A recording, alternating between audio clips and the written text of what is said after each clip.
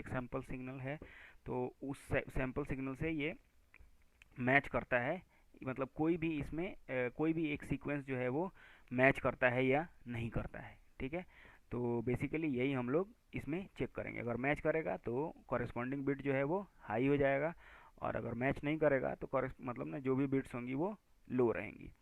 तो ये और वो चीज़ y होगा, और ये हमारा x है।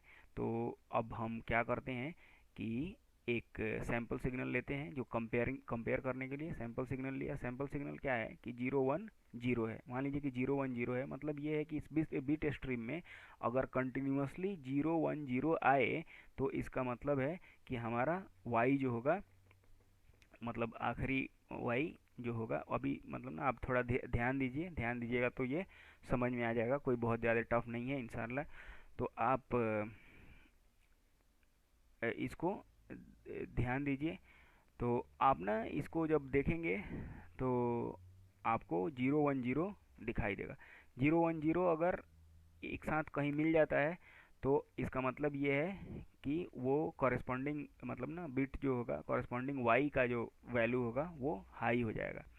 अब इसमें ना दो बातें होती हैं, एक ओवरलैपिंग होती है कि ना, कि ओवरलैपिंग होती है, एक होती है नो कंजिक्यूटिव, एक ना कंजिक्यूटिव ओवरलैपिंग होती है, और एक मतलब ना ओवरलैपिंग जिसमें नहीं हो, मतलब डू नॉट कंजिक्यूटिव ओवरलैपिंग। तो इसमें अब हम देखते हैं कि हमारा पहला बिट क्या है। पहला बिट 0 है, तो इसका मतलब वैल्यू 0 हो गया। दूसरा बिट क्या है कि 1 है, तो ना यहाँ तक हम लोग लकी हैं, तो इसका मतलब कि दूसरा बिट 1 है, लेकिन फिर भी इसका वैल्यू 0 ही होगा। फिर उसके आगे बढ़े, तीसरा बिट क्या है 1 है, और इसमें क्या है 0 है। आहा, अनलकी है हम लोग इससे, इसलिए ये भी 0 हो गया। अब हम आगे बढ़ते हैं, 0 है तो 0 ही होगा, 0 है तो 0 होगा। अब यहाँ पर 0 है और दूसरा 1 है। ठीक है, दूसरा तो पहले हम लोग ना इसको चेक कर चुके हैं, लेकिन हम लोग दोबारा फिर इसको चेक करेंगे, इसीलिए इसको ओवरलैपिंग कहा जाता है, ओवरलैपिंग केस।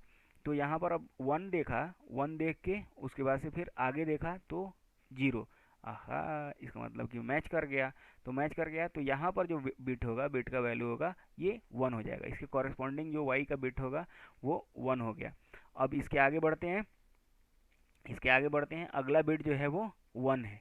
तो यहाँ पर अगेन क्या हमको मिल रहा है कि 1 मिला, तो ये 1 मिला, तो इसके पहले वाला बिट क्या है, इसके पहले वाला बिट 0 है और ये 1 है, और इसके आगे वाला बिट 0 है। अगेन ये मैच कर गया, अगेन ये मैच कर गया। तो यहाँ पर आपको सीधा सीधा दिखाई दे रहा है ओवरलैपिंग, यहाँ पर आपको सीधे सीधे दिखाई दे रहा है ओवरलैपिंग, यहाँ पर आपको सीधे सीधे दिखाई दे रहा है ओवरलैपिंग। और तो यहाँ अब आपको दो बार ओवरलैपिंग दिखाई दिया।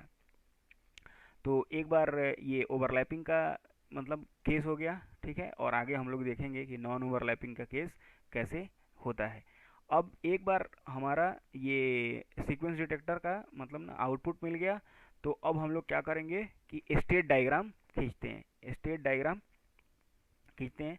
अब उस स्टेट डायग्राम में क्या होता है कि एक तो रीसेट स्टेट होता है। रीसेट स्टेट का मतलब ये होता है कि उस स्टेट में कोई भी वैल्यू नहीं है, मतलब ना सारे वैल्यूज जो हैं वो इन मतलब 0 0 0 0 0 है। रीसेट स्टेट का मतलब यही हुआ कि सारे वैल्यूज जो हैं वो 0 0 पर हैं, मतलब ना इनिशियल वैल्यू है उस पर, मतलब इनिशियल वैल्यू है, कोई वैल्यू सेट ही नहीं हुआ है, इसलिए उसको कहते हैं पावर ऑफ स्टेट या रीसेट स्टेट। तो ये हो गया आपका एक स्टेट एस नॉट। तो एस नॉट स्टेट पर अब यहाँ से हम लोग क्या करते हैं कि दूसरे स्टेट पर जाते हैं और वैल्यू क्या देते हैं, मतलब ना दूसरे स्टेट S1 पर जाते हैं। S1 क्या है, तो S1 है मतलब अब देखिए, S1 से S0 से S1 पर जाने के लिए अगर इनपुट 1 देते हैं, ठीक है, इनपुट 1 देते हैं, और कॉरेस्पॉन्डिंग इनपुट भी, मतलब कॉरेस्पॉन्डिंग जो ये है आउटपुट है वो 1 है। तो इसका मतलब क्या हुआ, कॉरेस्पॉन्डिंग आउटपुट जो है, यहाँ इनपुट 0 है तो, और कॉरेस्पॉन्डिंग आउटपुट भी 0 है, तो क्या होगा, ये किस स्टेट पर जाएगा, S1 पे जाएगा। ठीक है, इसको ना थोड़ा सा आप मतलब घबराने की बात नहीं है। थोड़ा सा आप ध्यान दीजिए, एक दो बार अब इसको देखेंगे तो आपको समझ में आ जाएगा कि ये कैसे स्टेट चेंज हो रहा है। तो मतलब ना, जब इनपुट जीरो है, यहाँ से आप देख सकते हैं कि हमारा, जैसे यहाँ पर इनपुट जीरो है और यहाँ पर मतलब ना आउटपुट भी जीरो है, तो इसका मतलब ये किस स्टेट पर रहेगा? तो ये S1 पे गया। मतलब अब ये S1 पे गया, क्योंकि S1 क्या है? S1 बेसिकली ये है, S1 जीरो है। अब इसके बाद से हम लोग नेक्स्ट ड्रॉ करते हैं कि अगर इनपुट वन है, मतलब ना इनपुट यहाँ पर ये वन है और आउटपुट, तो इनपुट वन है फिर भी आउटपुट क्या होगा? जीरो होगा। तो ये किस स्टेट पे जाएगा? इसी रीसेट स्टेट में ही रहेगा। ठीक है। उसके बाद से फिर हम लोग ये देखते हैं कि S1 स्टेट पर है, तो S1 स्टेट से अगर इनपुट जीरो है और आउटपुट भी जीरो है, इनपुट जीरो है और आउटपुट भी जीरो है, तो किस स्टेट पे रहेगा? उसी स्टेट पे रहेगा। ठीक है। और यहाँ पर फिर हम लोग देखते हैं कि S1 S1 से इनपुट हम लोग क्या देते हैं? वन देते हैं, और आउटपुट आउटपुट जीरो है, तो क्या होगा? फिर बैक उसी स्टेट पे चला आ रहा है। ठीक है, इस टू स्टेट पे चला जा रहा है, मतलब S1 स्टेट पे चला जा रहा है। फिर हम लोग क्या करते हैं कि कोई चीज़ जो है वो S2 स्टेट में चली गई है। S2 स्टेट का मतलब क्या हुआ? S2 स्टेट का मतलब हुआ कि जीरो वन, जीरो वन मतलब ना उसको मिल गया है, जीरो वन मिल गया, मतलब जीरो वन मिल गया, इसका मतलब कि मैच हो गया। तो ये कहाँ चली जाएगी? फिर चली जाएगी ये एस नॉट पे, मतलब ना फिर से ये डिफ़ॉल्ट स्टेट में चली जाएगी, फिर वहाँ से कंपैरिजन होगा। अब हम लोग नेक्स्ट स्टेप में क्या करते हैं कि स्टेट असाइनमेंट करते हैं, स्टेट असाइनमेंट करते हैं। तो स्टेट असाइनमेंट के लिए अब हम लोग ना एक एग्जाम्पल में देखेंगे, इसको समझने की कोशिश करेंगे फिर से। ठीक है। तो यहाँ पर एस नॉट क्या था? एस नॉट जीरो जीरो था, एस वन क्या था? जीरो वन था, और एस टू क्या था? वन जीरो था। स्टेट असाइनमेंट में मतलब जो एस नॉट था हमारा, एस नॉट का मतलब default state zero zero, S one zero one, और एस टू वन जीरो। तो ये जो हम लोग स्टेट स्टेट जो हम लोग खींच रहे हैं, मतलब स्टेट जो हम लोग डिज़ाइन कर रहे हैं, तो ये डिज़ाइन अपने मन से नहीं करना है। जो कंपेयरिंग सिग्नल हैं, जो हमारे पास कंपेयरिंग सिग्नल हैं, जैसे जीरो वन जीरो इस केस में था, इस प्रॉब्लम के केस में था, तो उसी कंपेयरिंग सिग्नल के हेल्प से करना है। तो ये स्टेट असाइनमेंट हो गया। और उसके बाद से हम लोग सर्किट ड्रॉ करते हैं, मतलब ना यूजिंग मतलब करते हैं। तो हम लोग ना अब एक एग्जाम्पल देखेंगे, तो हम लोगों को अच्छे से समझ में आ जाएगा कि कैसे हम लोगों को करना है। तो हम लोग अब एग्जाम्पल देखते हैं। एग्जाम्पल में क्या है कि यहाँ पर ये क्वेश्चन ये कहता है कि design a sequence detector to detect three और more consecutive ones in a string of bits coming through an input line. ठीक है। कहता है कि एक सीक्वेंस डिटेक्टर बताइए जिसमें जो कि डिटेक्ट कर सके तीन या तीन से ज़्यादा कंजिक्यूटिव वन को, जो कि एक स्ट्रिंग में मतलब ना जो कि आ रहे हैं उस डिटेक्टर में, जो कि उस डिटेक्टर में आ रहे हैं। तो अब हम लोग ये शुरू करते हैं। तो सबसे पहले ये देखते हैं कि ये कैसे बिहेव कर रहा है। सबसे पहले ये देखते हैं और ना इसको थोड़ा ध्यान से देखिए, क्योंकि इसको ध्यान से देखना बहुत ज़रूरी है।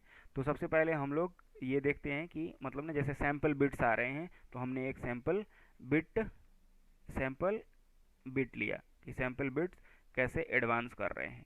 तो सैम्पल बिट्स मान लीजिए कि एक्स है, एक्स बिट स्ट्रीम है। तो ये एक्स जो बिट स्ट्रीम है वो इस तरह से है कि zero zero triple one zero quadruple one zero, इस तरह से बिट्स आ रहे हैं।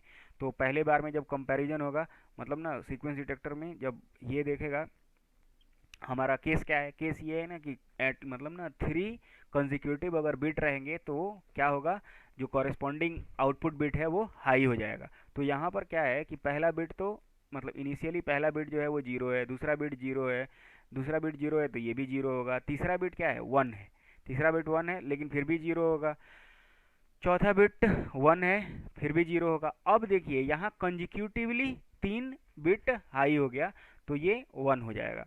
अब इसके आगे जाएंगे, इसके आगे वाला बिट जीरो है तो जीरो हो गया, फिर उसके आगे वाला बिट वन है तो उसका भी जीरो होगा क्योंकि उसके पहले कोई तो वन वन है नहीं।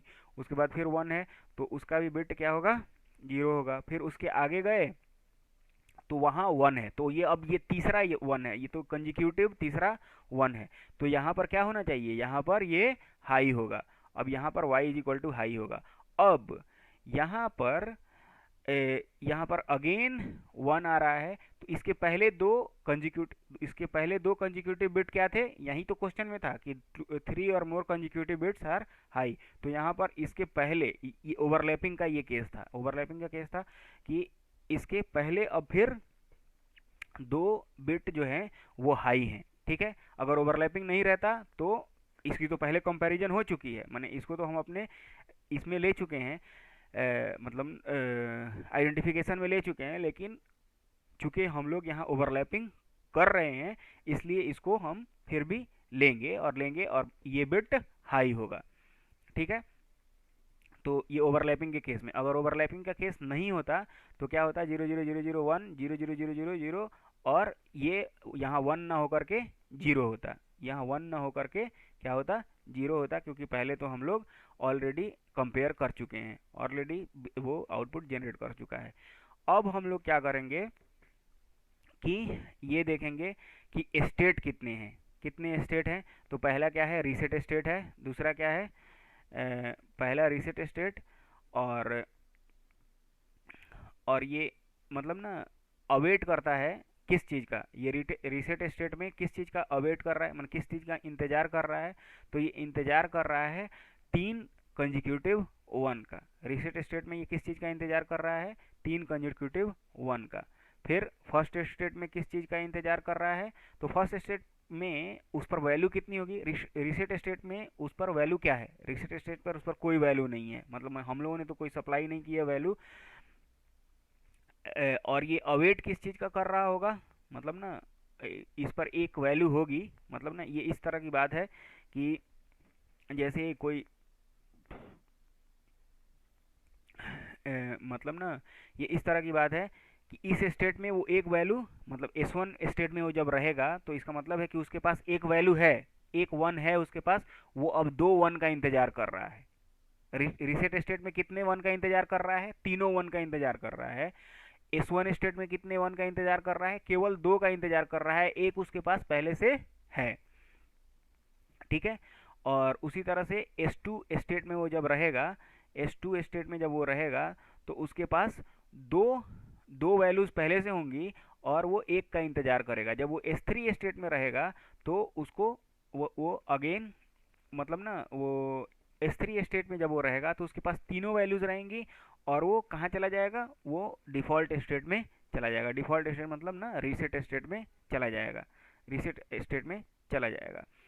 तो ये हुई बात। अब हम लोग स्टेट डायग्राम खींचते हैं। तो सबसे पहले एस नॉट में ये देखते हैं कि हमारा इनपुट क्या हुआ, जीरो, और आउटपुट क्या हुआ। जब हमारा x जीरो है, मतलब x जीरो है, तो y क्या है, जीरो है। तो हम लोग किस स्टेट पर जाएंगे, मतलब हमारा स्टेट चेंज नहीं होगा, क्योंकि स्टेट चेंज होने के लिए क्या होना चाहिए, स्टेट चेंज होने के लिए हम लोगों को एक मिलना चाहिए, एक कम से कम मिलना चाहिए। जब एक मिलेगा तभी हम लोग स्टेट चेंज कर सकते हैं, मतलब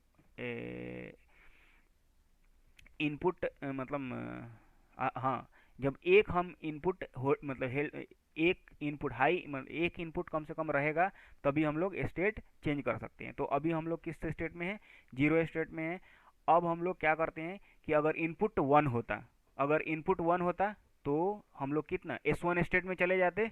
अगर इनपुट वन होता तो हम लोग S1 स्टेट में चले जाते, लेकिन फिर भी आउटपुट क्या होता, जीरो ही होता। लेकिन फिर भी आउटपुट क्या होता, जीरो ही होता, क्योंकि आउटपुट वन होने के लिए क्या होना चाहिए, आउटपुट वन होने के लिए ये होना चाहिए कि मशीन हमारा इस स्टेट में रहे कि उसके पास तीन कंजिक्यूटिव वन हो, तीन कंजिक्यूटिव वन हो। लेकिन यहाँ तो इस मतलब ना S1 स्टेट में जाएगा तो एक ही वन रहेगा उसके पास।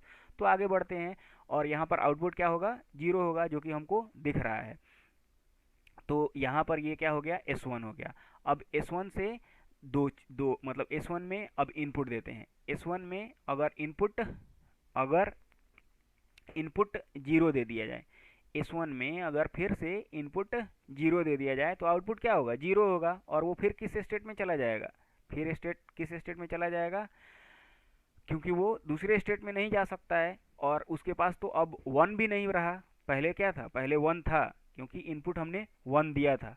अब हम चूंकि इनपुट जीरो दे रहे हैं तो उसके पास अब जीरो है, तो इसलिए वो कहाँ चला जाएगा, एस जीरो स्टेट में चला जाएगा। मतलब इनपुट जीरो हो गया और आउटपुट भी जीरो हो गया, इनपुट जीरो हो गया और आउटपुट भी जीरो हो गया। ये जो है, ये जो हम लोग सर्किट डायग्राम बना रहे हैं ये कॉरेस्पॉन्डिंग है इस प्रॉब्लम के।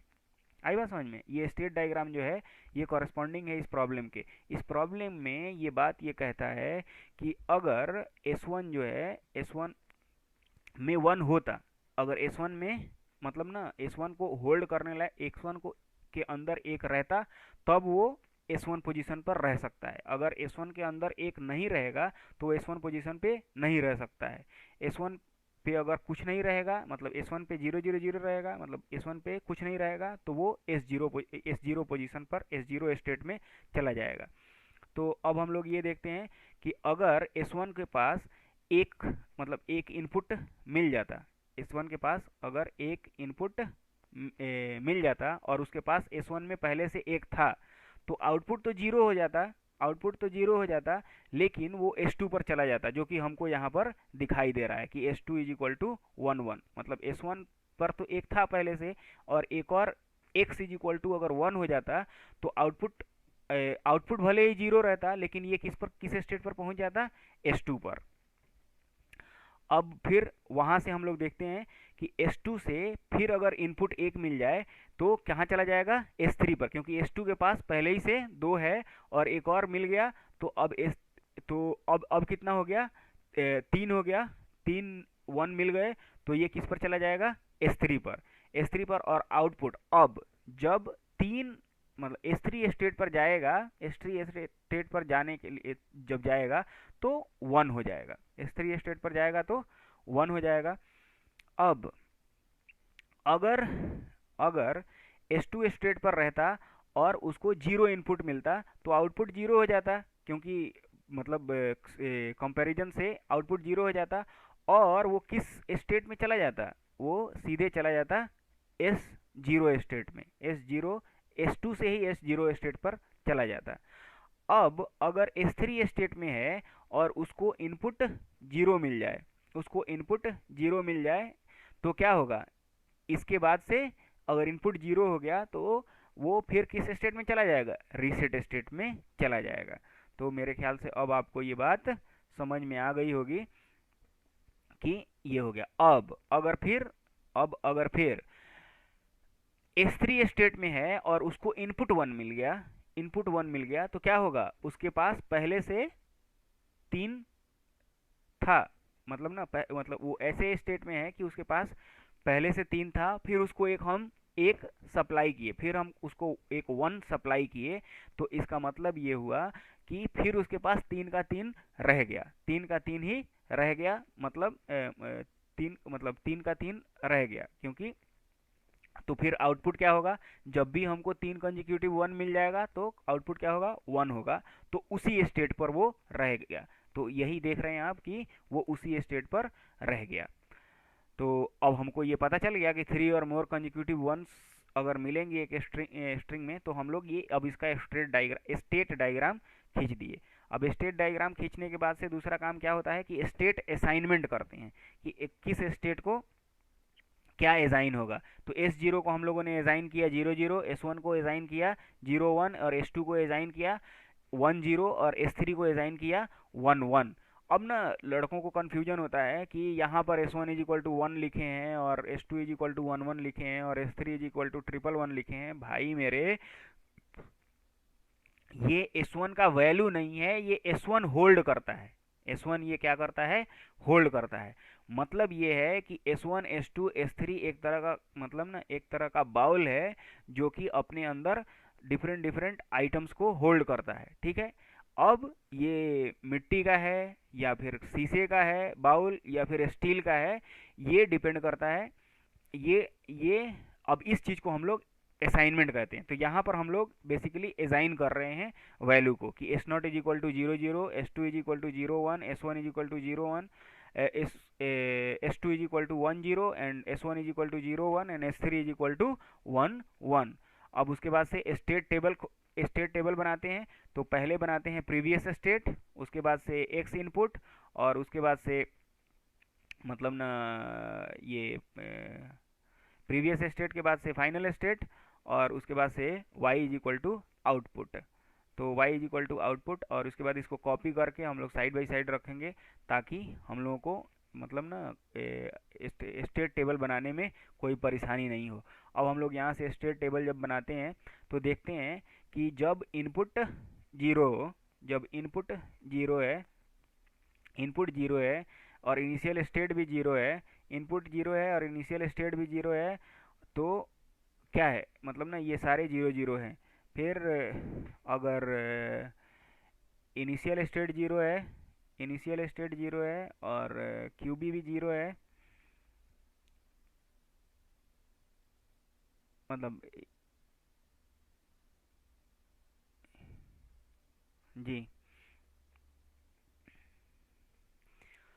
अब हम लोग ना इस स्टेट टेबल को समझते हैं कि ये स्टेट टेबल कैसे खींचा गया है। तो इस स्टेट टेबल में मतलब ये तो है कि दो मतलब क्यू ए और क्यू बी क्या है, तो ये सिलेक्शन वेरिएबल्स हैं। क्यू ए और क्यू बी जो हैं ये सिलेक्शन वेरिएबल्स हैं, मतलब सिलेक्शन वेरिएबल कह रहा हूँ, स्टेट वेरिएबल्स हैं। तो ये ना प्रीवियस स्टेट है, और यहाँ पर जो हमको दिखाई दे रहा है ये फाइनल स्टेट है। ठीक है, फाइनल स्टेट है जिसको क्यू ए प्राइम और क्यू बी प्लस से दिखाया गया है। तो यहाँ पर शुरू में हम लोग देखते हैं कि यहाँ पर अब अगर हम देख रहे हैं तो सबसे पहले क्या है कि हर स्टेट का दो वैल्यू पॉसिबल है। हर स्टेट पर दो वैल्यू पॉसिबल है, मतलब ना हर स्टेट पर दो वैल्यू कैसे पॉसिबल है कि ये स्टेट या तो उसी स्टेट में रहेगा या दूसरे पर जाएगा, डिपेंड करता है कि इनपुट क्या है। तो इनपुट कितने हो सकते हैं, दो हो सकते हैं। तो इसलिए हर स्टेट को हम लोग दो बार लिखेंगे। एक बार मतलब एक बार इनपुट जीरो के लिए उसका लिखेंगे और एक बार इनपुट वन के लिए लिखेंगे। तो उसी तरह से अब हम लोग क्या करते हैं कि प्रोसीड करते हैं। तो जब हम प्रोसीड करते हैं तो हम लोग अब क्या करें, अब ये देखते हैं कि जब स्टेट जीरो जीरो था तो उसके लिए हम लोग लिख दिया। अब स्टेट जीरो वन हो गया तो उसके लिए हमने लिखा।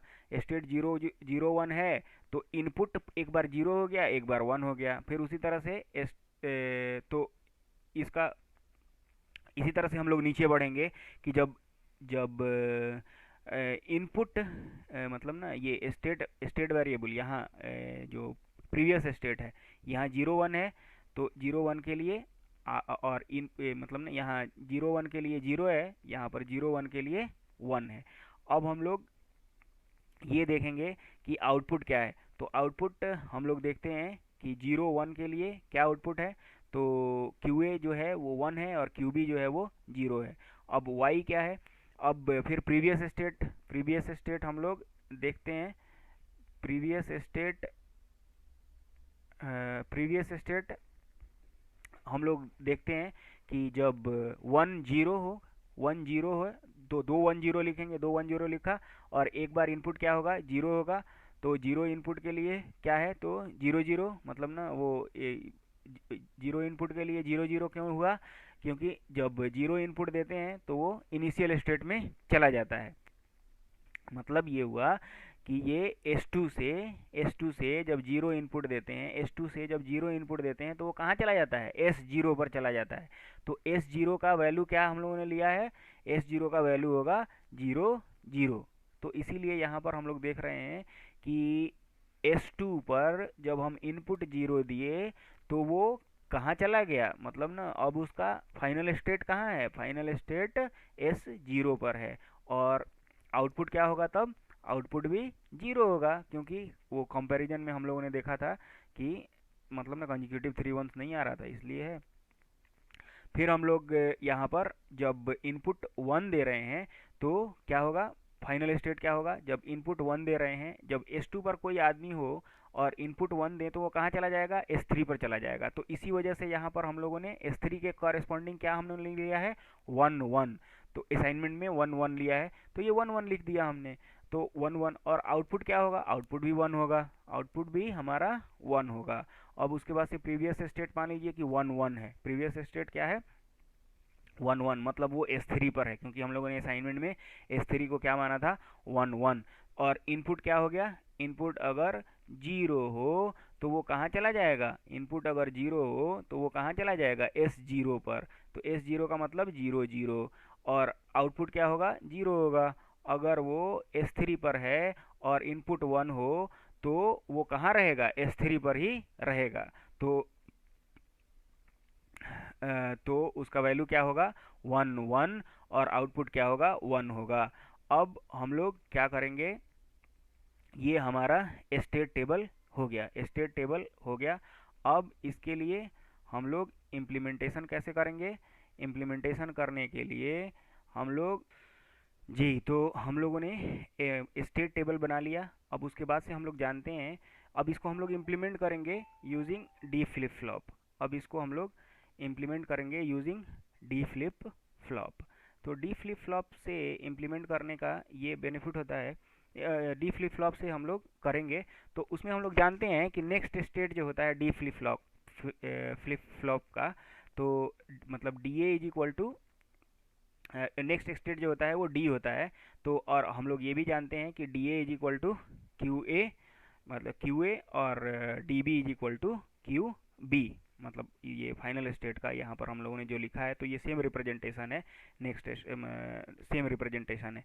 तो अब हम लोग ये इसका मिनिमाइजेशन करेंगे, इस टेबल का मिनिमाइजेशन करेंगे, और मिनिमाइजेशन करके आइडेंटिफाई करेंगे कि क्यू ए क्या है और क्यू बी क्या है, और ऑब्वियसली वाई क्या है। मतलब ठीक है, तो चूंकि हमारे पास 3 वेरिएबल्स हैं तो इसलिए हमको क्या बनाना पड़ेगा, 3 कार्नोफ मैप बनाना पड़ेगा, 3 कार्नोफ मैप बनाना पड़ेगा, 8 8 प्लेस का, 8 8 प्लेस का 3 कार्नोफ मैप बनाना पड़ेगा। तो अब हम लोग 3 कार्नोफ मैप बनाते हैं 8 8 प्लेस का। तो ये हो गया हमारा पहला कार्नोफ मैप, और इसमें वैल्यू हम रखते हैं क्यू ए और क्यू बी एक्स, और इसमें मतलब ये करते हैं, फिर इसको करके कॉपी करके और तीन कॉपी करके और 3 बना लिया, कॉपी करके 3 बना लिया। उसके बाद से इसमें ना वैल्यू, कॉरेस्पॉन्डिंग वैल्यू पुट करते गए, तो 0 0 0 1 और 0 1 0 1, और तब अब इसका हम लोग ये करेंगे, मिनिमाइजेशन करेंगे। तो हमारे पास दो ग्रुपिंग बनती हैं, एक ग्रुपिंग ये हुई और दूसरी ग्रुपिंग ये हुई। और ये हम लोगों ने किसके लिए खींचा है, ये हम लोग चेक कर रहे हैं क्यू ए, ये हम लोग चेक कर रहे हैं क्यू ए के लिए। तो ये सबसे पहले क्यू ए है, तो क्यू ए के लिए हम लोग चेक कर रहे हैं। तो अच्छा, यहाँ ना थोड़ा नोटेशन कन्फ्यूजिंग है, नोटेशन कन्फ्यूजिंग ये है, ये हमारा इनपुट है, ठीक है, इनपुट क्या है, क्यू ए और क्यू बी इनपुट है। तो क्यू ए और क्यू बी और एक्स, ये तीनों इनपुट्स हैं, मतलब यहाँ क्यू ए है, क्यू बी है और एक्स है, ये तीनों इनपुट हैं। और इनसे जो आउटपुट हमारा डिसाइड हुआ है, मतलब ना ये क्यू ए प्लस, मतलब नेक्स्ट स्टेट, क्यू ए का नेक्स्ट स्टेट जो है, तो वो वैल्यू 0 0 0 1 0 1 0 1 जो हम लोग यहाँ पर लिखे हुए हैं। तो इसको ध्यान में रखने का, कंफ्यूज नहीं होने का, क्योंकि ये सिमिलर नोटेशंस हैं, इस वजह से आदमी कंफ्यूज होता रहता है। तो ये हो गया। अब इसका हम मिनिमाइजेशन करेंगे, इसका हम क्या करेंगे कि मिनिमाइजेशन करेंगे। तो जब मिनिमाइजेशन करेंगे तो इसका मिनिमाइजेशन होगा, इसका मिनिमाइजेशन 2 ग्रुपिंग्स बनेंगी, तो 2 ग्रुपिंग्स का मिनिमाइजेशन, तो मतलब, और ये हम किसके लिए खींच रहे हैं, तो क्यू ए प्लस के लिए। तो क्यू ए प्लस के लिए जब हम खींच रहे हैं तो Q A plus is equal to क्या होता है, यहाँ पर हम लोगों ने नेक्स्ट स्टेट में लिखा है कि डी ए होता है। तो D A is equal to क्या होगा कि D A is equal to होगा Q B X plus Q A X, और वहाँ से हम एक्स कॉमन ले लेंगे तो क्या हो जाएगा कि Q A plus Q B Q B dot X. अब हम लोग क्यू बी के लिए मिनिमाइजेशन करते हैं, क्यू बी के लिए मिनिमाइजेशन करेंगे तो हम लोग वैल्यू एंटर करते हैं तो 0 1 0 0 0 1 0 1 जी 0 1 0 1 0 1 1 जी। अब यहाँ भी फिर दो ग्रुपिंग मिली हमको, दो ग्रुपिंग मिली, और इस दो ग्रुपिंग से आइडेंटिफाई हो जाएगा कि क्यू बी प्लस, जो कि नेक्स्ट स्टेट हम लोग डी फ्लिप फ्लॉप में जानते हैं कि क्यू बी प्लस जो होता है वो डी बी के बराबर होता है, तो ये कितने के बराबर होगा।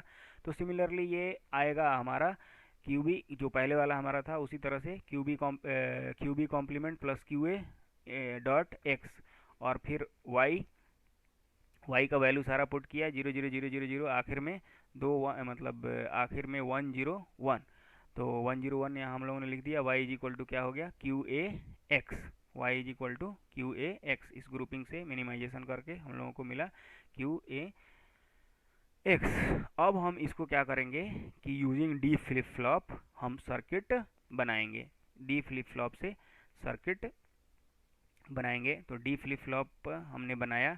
डी फ्लिप फ्लॉप क्या करता है, डी फ्लिप फ्लॉप जो होता है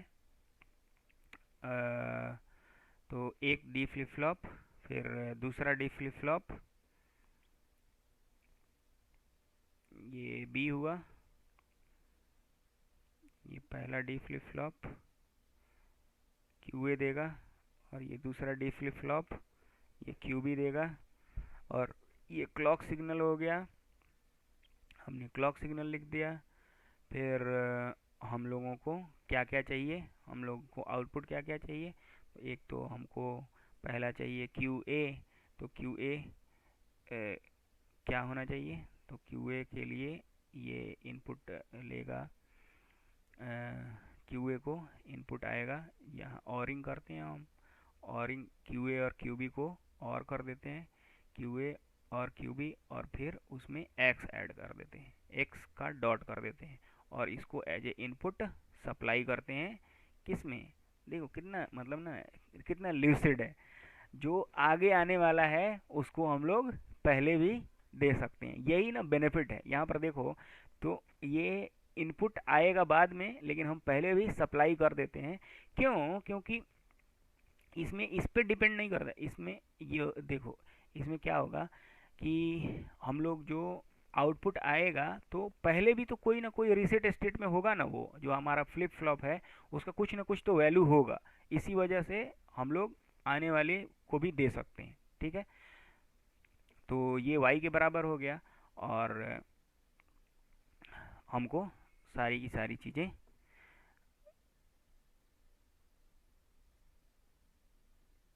ये x हमने आइडेंटिफाई कर ली, y हमने आइडेंटिफाई कर ली, और ये सारी चीज़ें हो गई। अब